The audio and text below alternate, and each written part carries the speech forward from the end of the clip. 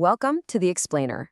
Right off the bat, we are diving into the lives of two absolute giants of the ancient world, Demosthenes and Cicero. Think of this as the ultimate epic heavyweight matchup between two undisputed champions of oratory. Both of these remarkable men used their voices to fight tooth and nail to preserve their city's political freedom against rising authoritarian power. Now, spoiler alert, both of them ultimately lost those battles, and both died tragic, violent deaths at the hands of their political enemies. But who was the greater man? How do you even begin to measure something like that? Well, we're going to use a really fascinating ancient method to figure it out. Okay, let's dive into this. To figure out who actually wins this matchup, we're using an ancient tool called SYNKRISIS. SYNKRISIS is basically the literary art of comparison, and we're pulling this framework straight from the famous ancient biographer Plutarch. You see, Plutarch didn't just write standalone biographies. He actually paired Greeks and Romans together to weigh their lives against each other. And when it came to Demosthenes the Greek and Cicero the Roman, Plutarch's SYNKRISIS is considered one of his absolute best. Because these two share such similar career arcs, the comparison doesn't just rest on their big political battles. It actually turns on the much subtler, deeper matters of style, character, and how they actually behaved when they held office. So, here is our agenda, or as I like to call it, the tale of the tape. We're going to evaluate these two men blow by blow. Round 1, the orators. Round 2, politicians. Round 3, the fall. After that, we'll tally up Plutarch's final verdict before I hit you with a modern plot twist that honestly might just upend the whole ancient scorecard. All right, ring the bell. Round 1, the orators. We're looking at method and tone. This right here brilliantly illustrates the very first axis of our comparison, their oratorical method. Demosthenes' approach was all about intense singular focus. I mean, he applied literally all the faculties he had, whether natural or acquired, wholly toward being a speaker. He built himself into an orator through just sheer, grueling, dedicated effort. Cicero, on the other hand, totally different playbook. He was already highly educated before he ever even stepped up to the rostra as a speaker, and his speeches constantly betray that wider learning. So we have Demosthenes, who is laser-focused, going up against Cicero, who is vastly more rounded.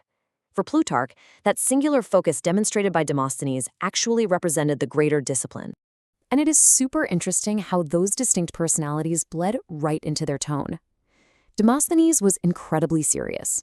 His oratory was totally without embellishment or jesting. It was composed entirely for real effect. Plus, he praised himself very sparingly, only doing it when it was absolutely necessary. Cicero, though, was basically the exact opposite in his delivery. He loved a good roast. He had a deep love of mockery that sometimes ran him into outright scurrility. He'd make these witty remarks that ended up creating enemies he simply didn't need. And on top of that, Plutarch notes Cicero's immeasurable boasting in his own speeches.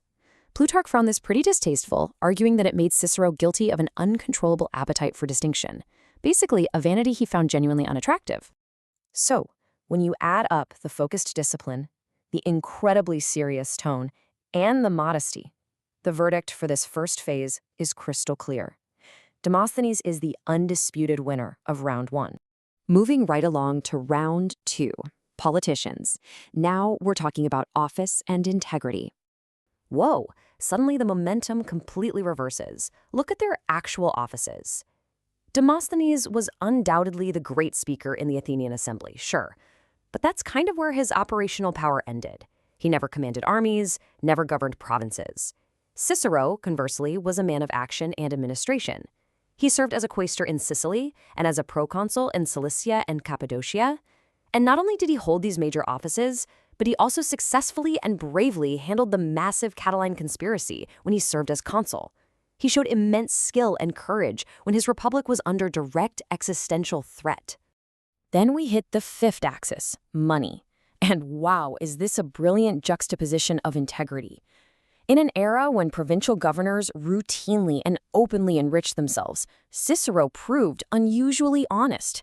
He refused so many presents, from the Sicilians when he was quaestor, from the king of Cappadocia when he was proconsul, and even from his own friends at Rome when he was in exile.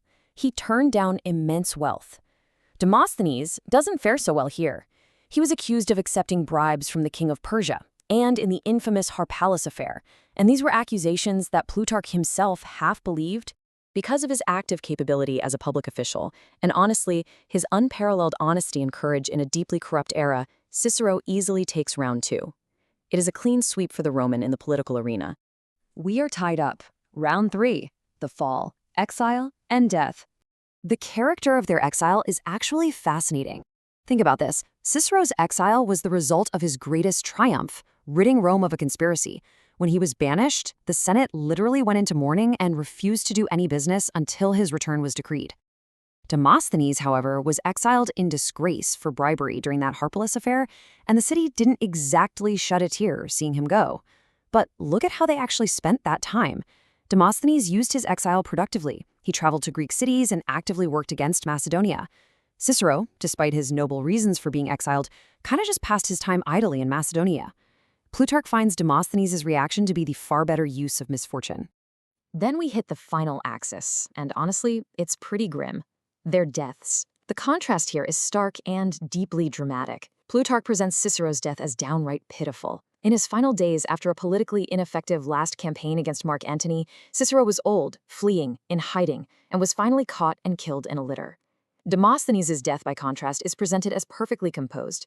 Pursued by the cruelty of Antipater, Demosthenes took refuge in a temple. He had actually prepared poison in advance. He calmly took the poison, freeing himself from the soldiers, and literally laughed to scorn his pursuers before dying right there at the altar. For Plutarch, Demosthenes' composed, defiant end is vastly superior and demands our admiration. All right, Plutarch's final verdict. Let's score the match. So, the crucial point is right here on this scorecard. We can see exactly how these two distinct paths to greatness tallied up. Demosthenes dominated the categories of method, tone, lack of boasting, the productive use of exile, and a composed death. Cicero took the categories of political office and integrity with money. It's an incredible combination of strengths. It doesn't produce an easy, straightforward winner, but rather it really highlights what each society valued most. Ultimately, though, Plutarch's verdict tilts Greek, though definitely with some significant qualifications. What Plutarch most admires in Demosthenes is his singleness of purpose. For Plutarch, an orator who dedicated himself wholly to one art and used it entirely for one cause, the freedom of Greece, well, that just carries a much heavier moral weight than the brilliant generalist Cicero. Cicero may have been the more capable official and the morally cleaner man in office, but his vanity and the political ineffectiveness of his final days cost him the crown in Plutarch's eyes. Demosthenes wins the ancient SYNKRISIS. But wait, the modern plot twist, a historical blind spot. 15 centuries. I really want you to just let the sheer scale of that number sink in for a second. 1,500 years. Here is the massive complication Plutarch couldn't possibly foresee. The ancient SYNKRISIS barely acknowledges that Cicero's philosophical writings became the absolute foundation of the medieval Western tradition. Demosthenes didn't produce anything like this.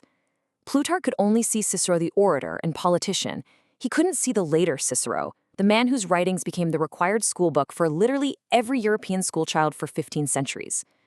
Cicero's long legacy was completely invisible to Plutarch, but it radically changes the calculation for us today. When you factor in a 1,500-year influence on global philosophy, that has to weigh incredibly heavily on Cicero's side of the scale, right? And hey, this is where you come in. I want you to step into Plutarch's shoes and write your own SYNKRISIS. Which virtue do you value more? Is Demosthenes' singular focus a higher virtue, or is Cicero's breadth across philosophy, oratory, and administration the harder achievement? What about their temperaments? Austerity versus wit? And is Plutarch's judgment on their deaths even fair, or is the manner of dying sometimes just a matter of luck? Finally, how much does that long 15th century philosophical influence matter compared to Demosthenes remaining the ultimate technical model for serious speakers? You've seen the evidence. You've weighed their methods, their morals, their downfalls, and their legacies. The ancient judge made his call, but history threw a major curveball. So who is your undisputed champion? Who wins your SYNKRISIS? Take these facts, weigh the axes for yourself, and decide. Thanks for joining me on this explainer, and keep questioning the history in front of you.